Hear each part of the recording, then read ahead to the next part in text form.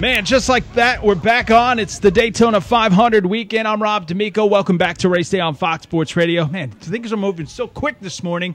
That's how excited we are here on Race Day on Fox Sports Radio. We got the Insiders Report. Our guy goes in depth behind the scenes, the world of business. You name it. He's been there for years. One of the best in the business. He joins us right now. Ardy Arani's Insiders Report. Ardy, welcome to Race Day on Fox Sports Radio this morning. Hey, Rob, good morning, and what a kickoff to the season down at Daytona, huh?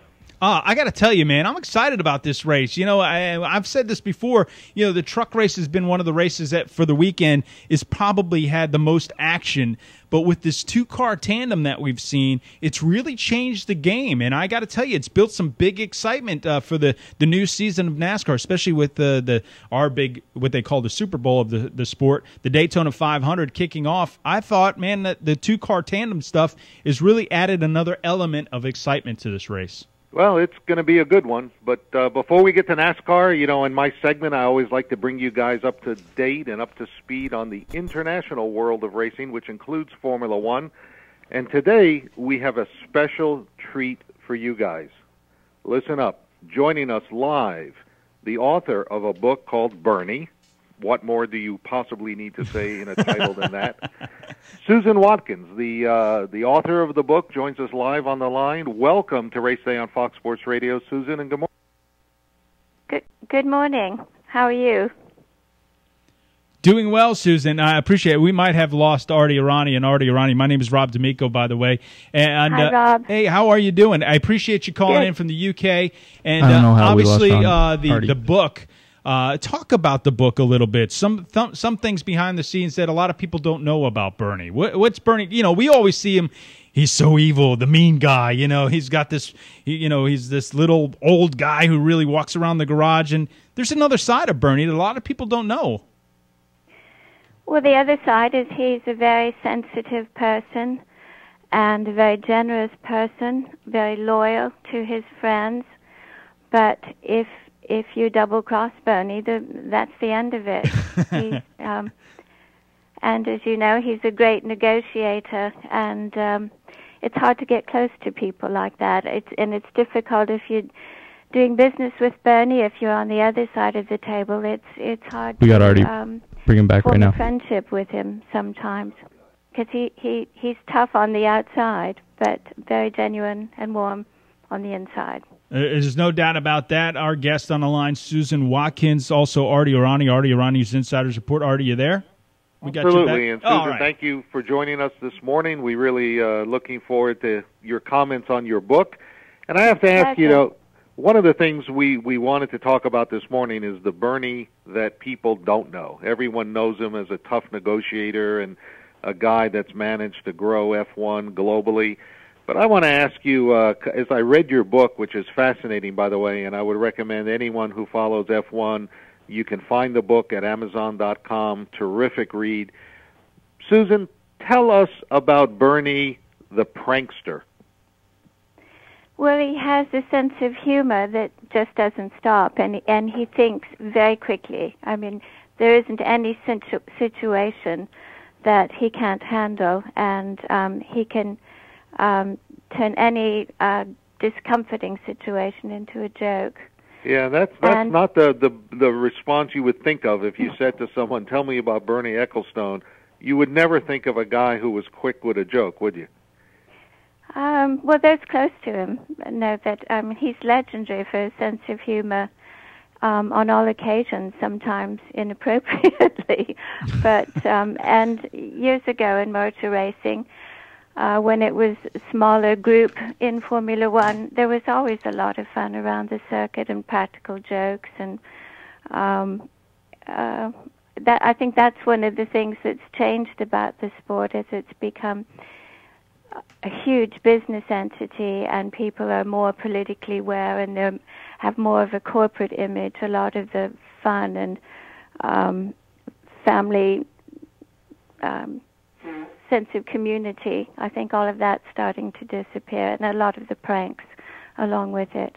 Oh, you're right. You know, we've seen the same thing here. I can remember back in the day, on my way to a Daytona 500, for example, I'd stop for breakfast at a little late cafe at 5:30, 6 in the morning on the way in, and I was more than likely to run into a Dale Earnhardt or a Bill Elliott just finishing up their grits heading to the track. And today absolutely would never happen. And to even sit here and imagine an era where a Bernie Ecclestone would set off a fire extinguisher in someone's hotel room or anything like that, it just boggles the mind. But I got to ask you, you've been involved in the sport for quite some time.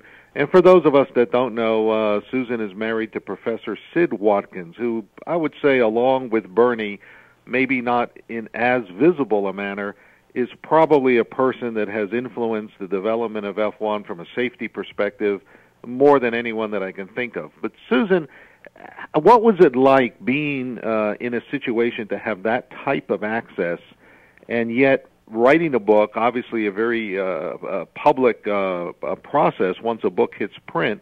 I think you did a tremendous job of straddling the line between your personal behind-the-scenes access to the top people in the sport, and yet you didn't write this sugar-coated PR tome.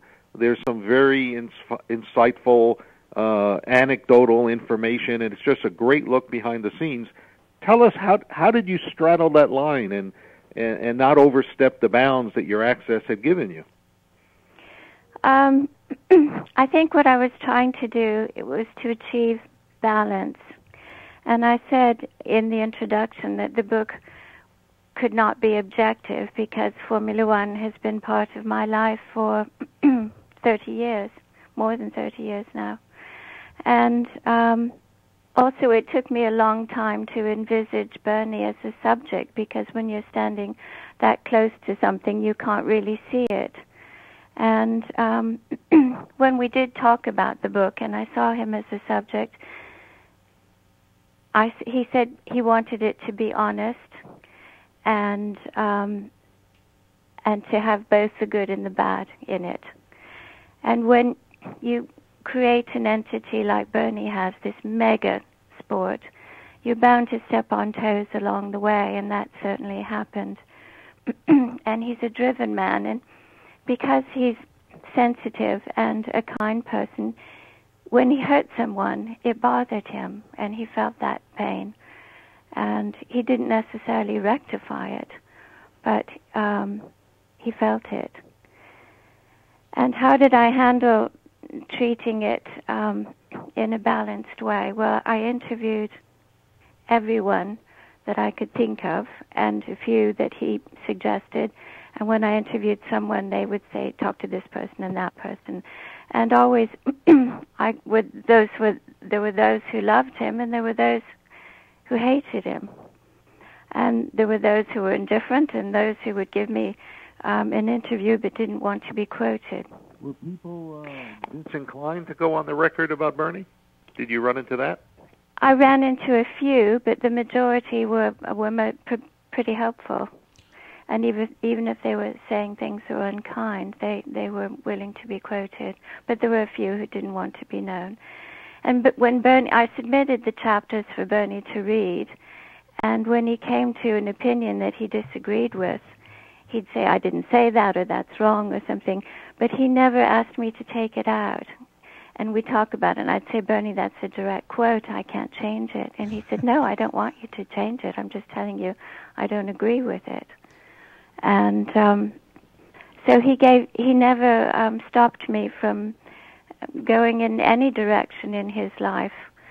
The focus of my story, though, was Bernie and Formula One. Bernie is Formula One. Formula One is Bernie, the Formula One we have today. And the extraordinary story is how this young man from rural Suffolk with no entrepreneurial background had this vision and created this very small sport, which Formula One was in the 50s and the 60s, into this huge, huge mega sport. And although he has a visual defect, his brain is all visual, and he has this ability to see things that other people can't see. And that's the vision that drives him. He holds an image in his head, and he walks toward that image, and nothing will stop him along the way. Well, you do have to give him credit for that, his unwavering focus. And, you know, you look at many series around the world, whether it's our IndyCar series or whether it's our NASCAR series, and in their earlier days, very much a similar path. Bill France Sr., the focused founder of NASCAR, the stories are legendary, and probably a lot of parallels between the two. You know, the other thing I wanted to ask you, and this morning we're talking to Susan Watkins, author of the book Bernie, and we are trying to bring a little bit to our audience that you wouldn't know about Bernie Ecclestone. Very well-chronicled individual. Many books have been written. Susan, one of the attributes of Bernie Ecclestone that I've heard repeated over and over and over again is that if Bernie shakes your hand and says, you've got a deal, you don't need anything else. You don't need a contract. You don't need a piece of paper. That deal is done to the letter of his word. Well, the people I interviewed, that came through again and again, and oftentimes you don't even need a handshake. If he says it will be so, that's it. You're done. It's a deal. I know that's certainly my husband's experience with him, and most of the people who have done business with Bernie, that's the case. Absolutely. All right, Ardy Arani's Insider's Report, our special guest, Susan Watkins. The book is called Bernie. Ardy, we got about 30 seconds. Susan, I want to thank you for joining us here today. Ardy, where can we get the book? Thank you very much. Ardy, where can we get the book and all that? You can go to Amazon.com. That's the simplest place. The book is published by Haynes Publishing in the UK. Susan, anywhere else that we should look if we'd like to get a copy of your book? We've lost Susan.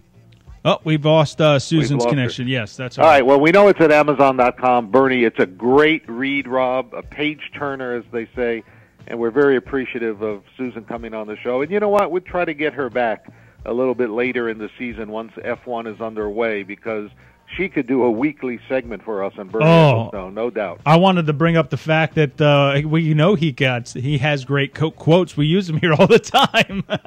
We do, and some at his expense, and some are very enlightening as to what's going on in the world of F1 racing. Hey, Ardy, stick around. I got to take a break here. I come back. I'm going to bring you back on. We got to talk Daytona 500, how important this is to the world of racing as well. Stick around. It's Race Day on Fox Sports Radio.